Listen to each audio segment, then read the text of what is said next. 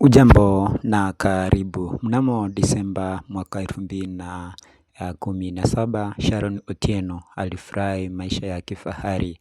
Akila kifungua kinywa katika Imperial Hotel huku akiamini ndoto zake zilikuwa zimetimia. Akiwa na fedha za kutosha, aliishi maisha ya anasa bila kujua kuwa safari yake ingeishia kwa njia ya kusikitisha.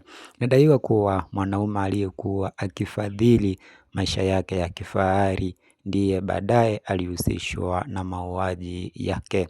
Sababu iliyodaiwa ni kwamba Sharon alipata ujauzito na alikuwa tayari kuweka hadharani uhusiano wao. Kwa mujibu wa simulizi hilo, Sharon alikuwa na uhusiano wa kimapenzi kwa siri na aliyekuwa gavana wa Migori, Okoth Obado.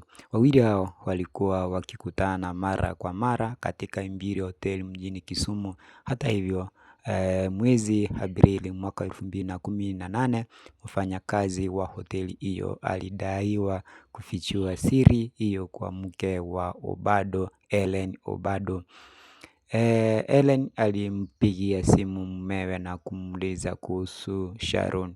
Obado alikana kumfahamu na kumhakikishia mkewe kuwa ndiye mwanamke pekee aliyempenda. Licha ya Sharon kuamini uhusiano wao ulikuwa wa dhati na kutamani kuwa mke wa pili wa Obado, gavana huyu aliendelea kukana kuhusika naye. Kwa upande wake, Sharon aliamini maisha yake ya baadaye yalikuwa tayari yamehakikishwa. Baadaye Sharon alipata ujauzito na alitarajia kwamba mtoto huyo angebadili maisha yake. Alimpongeza Obado kuhusu ujauzito huo. Inadaiwa kwamba alianza kupuuza simu na ujumbe wake, hali iliyozidisha mvutano kati yao. Katika hatua ya kukata tamaa, Sharon alimtumia ujumbe mwana wa Obado akimwambia amueleze mama yake kuwa alikuwa amebeba ujauzito wa ndugu yake. Taarifa hiyo ilidaiwa kumkasirisha Obado na kuongeza mzozo huo. Baadaye Ellen Obado alipata habari za ujauzito huo na kumkabili mumewe. Wakati huo Obado alikiri kumfahamu Sharon, lakini akadai kuwa tayari alikuwa amevunja uhusiano naye.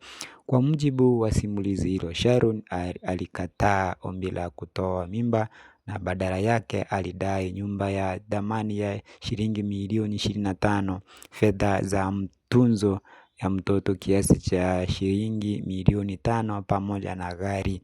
Obado alikataa madai hayo, lakini alidaiwa kumpa pendekezo la kumjengea nyumba ya shilingi milioni 4 ndani ya kaunti. Baadaye Sharon alitishia kuweka swala hilo hadharani kupitia vyombo vya habari.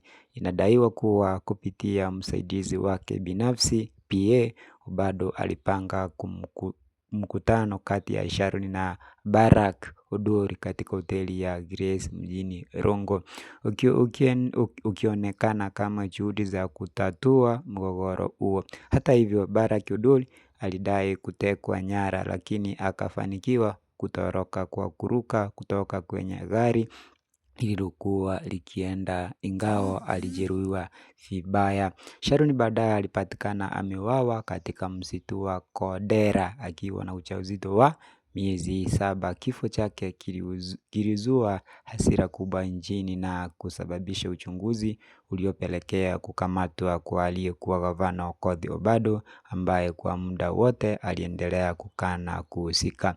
Leo mahakama ilimpata aliyekuwa gavana wa Migori Okoth Obado na hatia